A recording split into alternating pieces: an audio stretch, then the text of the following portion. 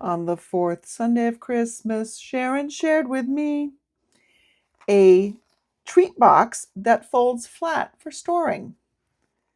Slide off the belly band, open it up.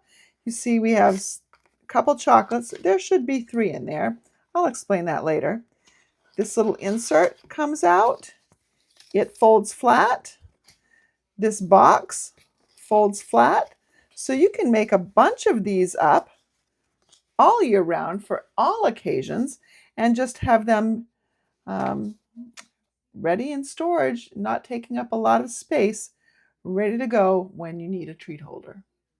Let's see how it's done. Let's begin by bringing in our paper trimmer and our piece of cherry cobbler cardstock that measures 5 1/4 by 7 3/4. On the long side, get my arm out here. On the long side, we're going to score at 1 3/4.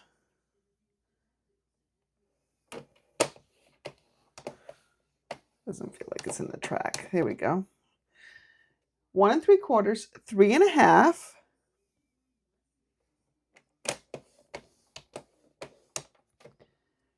5 1/4,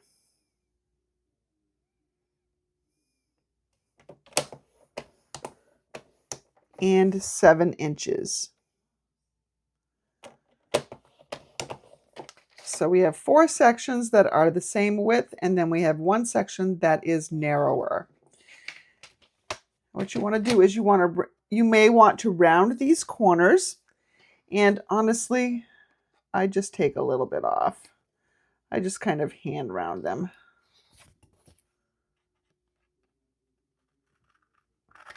You can put a coin up there if you want to help you round and just take off those edges. Doesn't matter.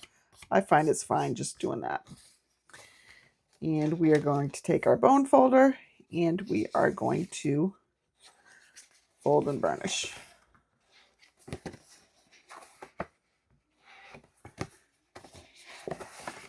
Okay. We're going to set this aside. We're going to bring in the other piece of cherry cobbler cardstock. It measures 2 5/8 by 6. So you can see 2 5/8.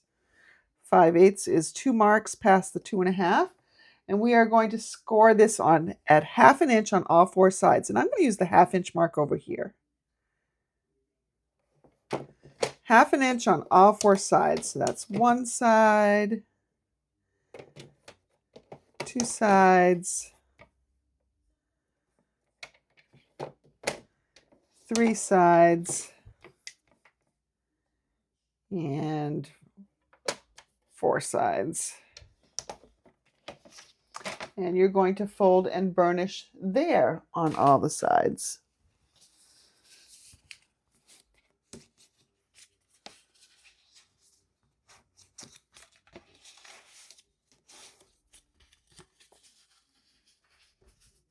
And then you're going to cut up on these score marks. You're going to find, you're going to look at the vertical score marks as you're holding it, and you're going to look at the rightmost one, and you're going to cut up to that first score line. You're going to rotate it, the rightmost score line, cut up, rotate, cut, rotate, cut. This is an insert, and it is an optional piece of the project. If you are going to, you know what, I'll set this aside and we'll talk about that later. All right, now we need to bring in our designer series paper, and it is best if you use non-directional paper. That way you don't have to think, and you're not going to have something that's upside down in one view. I need 2 pieces cut from this. I need one that is 5 1/8 by 8 3/8 and one that is 3 inches by 8 inches. So I'm going to take that longest measurement, 8 5/8. I'm not sure what I said before. I might have said the wrong number, but it's 8 5/8. So 5/8 is 2 marks past the 8.5. So I'm going to cut that. So now this is 8 5/8. And I'm going to cut it in the other direction at 5 1/8, which is 2 marks past the 5 on this cutter. So I have this piece, and then I need a piece that's 3 by 8. Well, this right here is a little bit more than 8. So let me cut the 3 inches and then cut this down to 8. So those are the 2 pieces that we need. I still have plenty left over for other projects, which is great. That's beautiful paper. By the way, this paper is the Traditions of Christmas Designer Series paper. And it is actually what I used on my first Sunday of Christmas this year. It goes with some stamps and dies.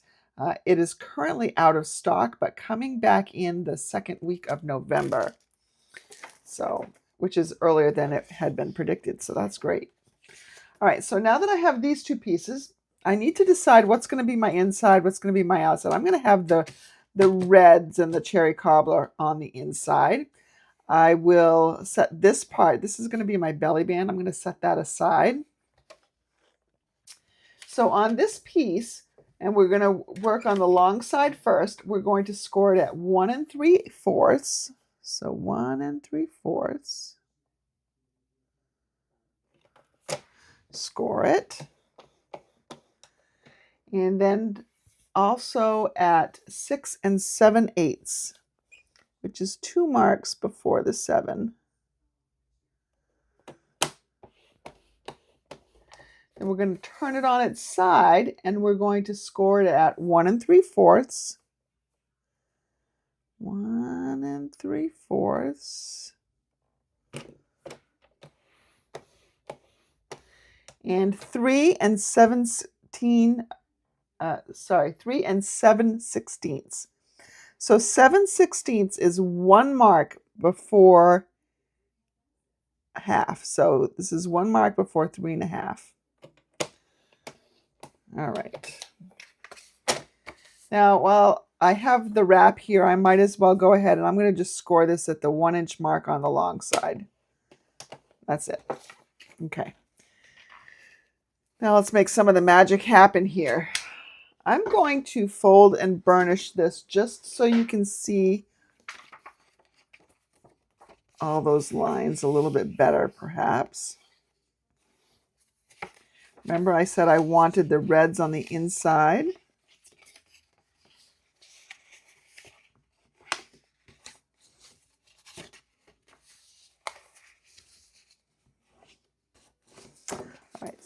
All right, so we're going to score this. Now I've already kind of scored it already, and you can see that it's in 3 different sections. I actually made a mistake and scored it at the wrong spot here, but it's not going to matter. It's going to be fine. It's going to be covered up actually. So let me show you the correct scores here. On the short side, you need to score it at 1 3/4. So 1 3/4. This is one right here. And then you need to score it at 3 5/16. So 5/16 is 1 tick mark past 5 1/4. And so when you fold on that, I knew I was wrong because these sections are these corners are supposed to look like squares, and mine wasn't really quite looking like a square. So, all right, so now it is. So I just have to remember that I'm using the score line that is closer to the edge here. Now what you want to do is you want to take a bone folder or a stylus, either one of those things. I have my stylus, that'll probably be easier, although my bone folder is pretty easy. When you're working with designer series paper, you want to use the bigger ball, and you'll need a ruler for this. You can get away with not using a ruler. But I'm going to take the ball of my stylus and put it right in the center where these two score lines meet.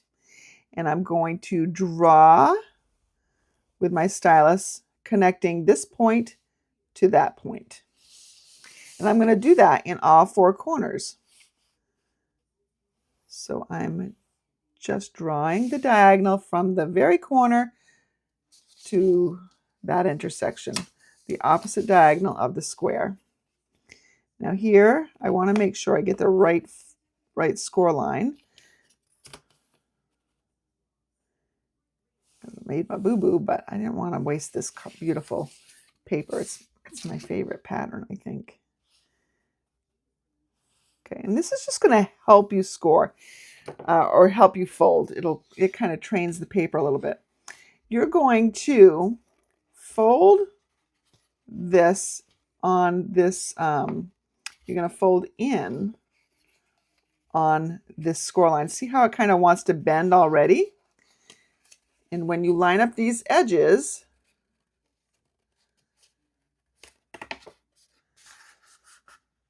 you get that nice little part in here that comes in. You're going to do that on all the pieces. The other way to do it, even if you didn't have that score line, if you just take this piece and this piece right here and bring them together. Bring them together, Sharon. Come on. Not behaving. And then you fold it. Now, if your score lines are off just a little bit, you can trim it. It's going to be fine. I'm going to bring this. This one might be really rough because I had the double score line accident going on. Looks pretty good though, actually. And we're going to just pull this up here. Sometimes, oh, that's right, because it's the wrong score right here. Just got to make it behave.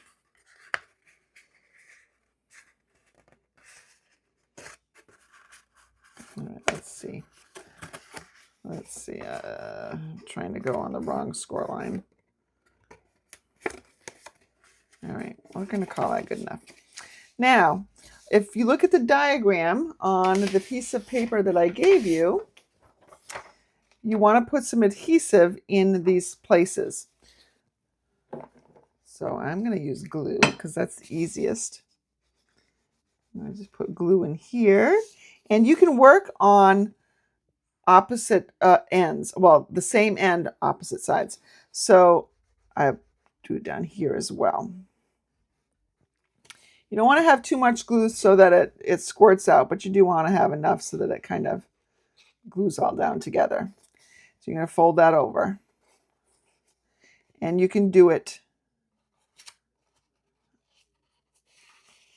You actually don't have to even worry about the fold. Just fold it right over like this.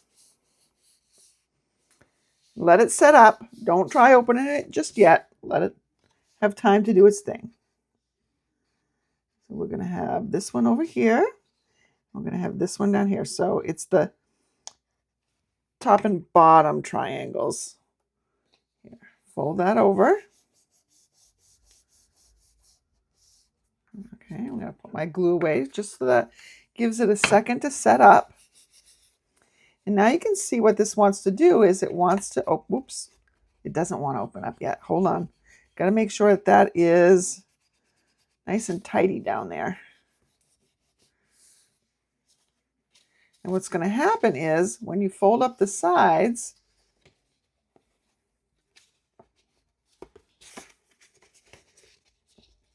you can bring this up and the sides up and it folds into a box. Now it's not looking real crisp yet because these marks in here really haven't had a nice press of a bone folder. So we're going to go ahead and do that right now. Press that in there. And you can see this one is off a little bit. So rather than have that edge stick up like that, and this really has to do with the fact of that wrong score line that I had. the other ones that I made did not do this because I didn't make the same mistake. You can just trim that off. It's not going to be a big deal at all. All right, so this, now we have our little basket, basically, our little box. That's what our chocolates are going to go in. Now we need to bring back our cherry cobbler piece. We can fold this back out and see these lines are running horizontally. These lines are running horizontally. That's what you want. And you want to place this in the bottom part. And the bottom is the side opposite this 3/8 inch piece where you rounded the corners or had the choice to round the corners. And if you lay this down here, you can probably see that there you get a slight border of cherry cobbler. See that? You want to have that border the same. And the lines will roughly line up, these score lines. Don't worry if they don't line up perfectly. You're going to make them line up perfectly. Now, because this has some gold foil elements, it may take a little bit longer to set up. I still like the glue because it gives me that wiggle time to get it just into the right place that I want it. So let's go ahead and straighten things out here. Now this side is the side I cut, so it might be off a little bit, and that's all right. I'm just going to press this in here. And then we're going to train our box to fold nicely. We're going to fold up, and we're going to give it another press of our bone folder. Same thing here. And that just makes it square up a lot better. You open it up. Here's our box. You can close it just like that. Now, if you have your sides sticking out like this, they just need to be told what to do. So just sort of pinch them in a little bit. You're not making a real score line or anything. You're just pinching them in just a hair, just to make them behave. Because they were, mine slid out a little bit, but because this end is in a little bit, it's going to stay inside. All right. Now remember this piece that we had right here? Totally optional because you have a box right here. You can put your chocolates in it right now, just the way it is, if you want to. Now I would put a third one in there. I might even put a fourth one in there. Right now, I only have 2 of these loose. I don't really want to break into my mug that I made because I want to give this to somebody. And I ate the other chocolates, I think, and I think I had a little help, but I'm not sure. But this is what I'm going to do, and you're going to pretend you see 3 of them in there. I'm going to take a 1-inch hole punch. Now this is I've had forever. It's this old Stampin' Up! One. You can use whatever 1-inch hole punch that you have. If you don't have a hole punch, you could do dies. Like I said, this is a totally optional element, but I think it makes it look really cool. I'm going to find what is, I think, is the center. And I'm going to punch a hole. And then I'm going to punch a hole that is centered between the edge of this hole and this side. Now let's see, that's about it. And then I'm going to do the same thing on the other side. All right. And then when you tuck these little pieces in, now you could go ahead and adhere these ends, but it won't fold flat. So if you want to make a bunch of these and have them on hand for giving, you want it to fold flat so that it doesn't take up a lot of room, because the boxes, when they're open, take up a lot of room. And you can just put that right in there. It fits pretty snugly, but it's perfect in there. And look at what happens. These balls sit very nicely in there. We're going to pretend there's a third one right there. And then we can close our box. And there we have our closed box. All we need is our wrap. And that was our other piece of Designer Series paper. Now remember how we scored it at the 1-inch mark? Where is that? Right here. Okay, I'm going to have Again, the red is on the inside, which means we're not really even going to see it. I'm going to start on the bottom of this box, and I'm going to wrap this around so that it meets over again. But when I'm coming around, I'm going to score with my fingers. So I'm just pressing in on the corners there, and I'll do it on the next corner as well.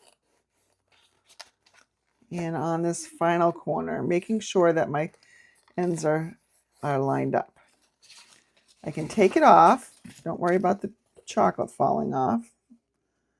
And I'm going to just burnish that right there. Every place where I folded, I want to make sure that the edges line up so everything is straight. I'm going to burnish. This just makes it a little bit neater. The edges are crisper. Right. And now let's take our chocolates out. We don't need them at the moment. Let's go ahead and put this wrap on here. And all we need to do is adhere the ends. So I like to put a little adhesive on the end of the inside of that end and the end of the outside here. And then when I fold them over, and I get them just set up just like that. Oh, I had it. Okay, that's our belly band. And so it just holds that box shut nicely. Now you could have used some Velcro on here, but isn't it prettier with the belly band? And we're going to decorate that now. It just slides off and slides back on. But all we need now is a little stamped label, and we will be done. This goes right back on. And if you don't want to use it right now, look, this all folds flat. Just take this insert out. This folds flat. This folds flat. This folds flat. Everything folds flat for storage. All right, I'm going to bring in my traditional labels bundle. And this is a photopolymer, so you can stamp first and then die cut, or die cut and then stamp first. Does not matter one way or another. I think I'm gonna die cut first. Let's try that. I'm going to use the banner die right here. And we're just going to cut this out of a scrap piece of basic white.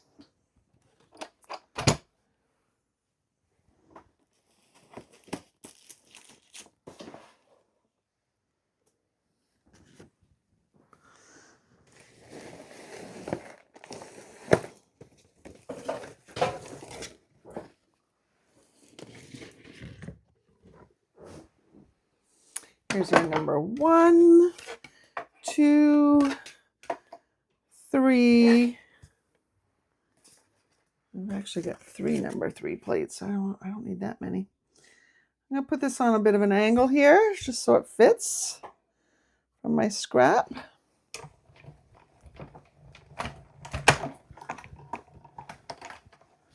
All right.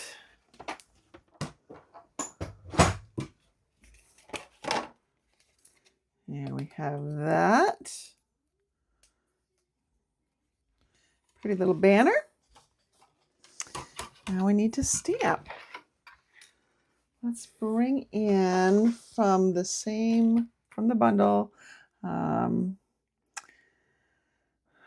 We could do sending love and joy, season's greetings. Let's go with season's greetings.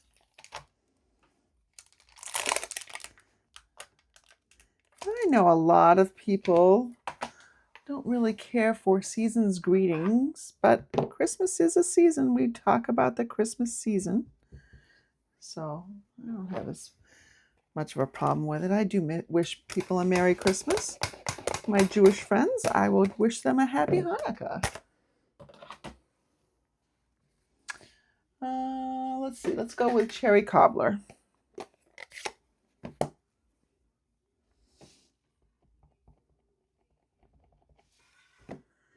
And we're going to center this right over. I don't know if I can do this on camera. My camera's in the way.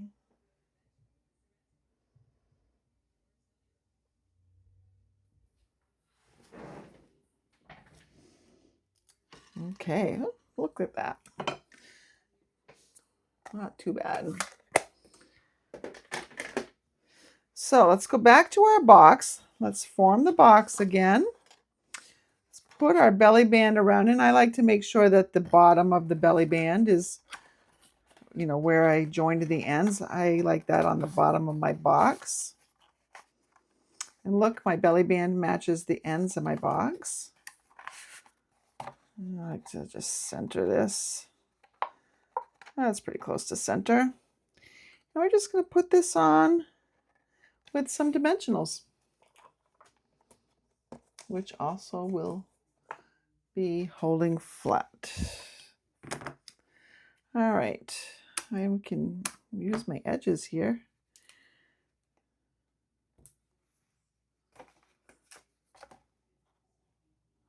I mean, I guess I can just put a little bit more on too.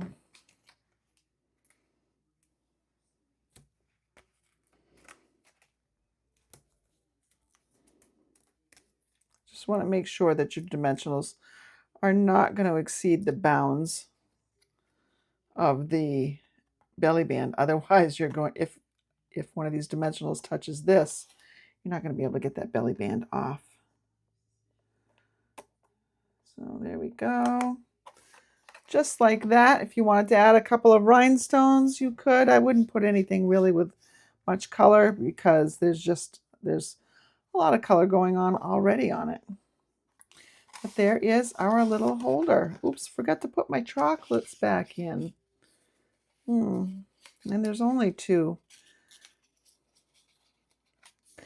They may be joining their friend shortly, if you know what I mean. All right. You could stuff them in like that. I like them like this though, and I like them kind of all going the same directions. So this middle one I'd have going the same direction too.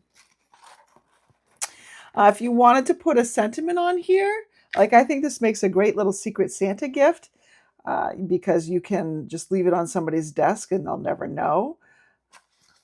Or you can put a little message right up in here so that they see it when they open the box. And that would be pretty easy to do too. Just need a little piece of basic white.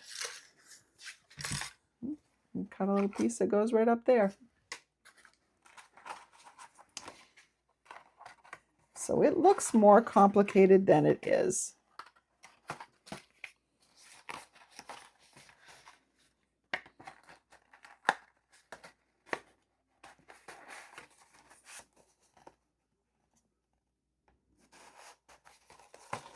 And there is our little box.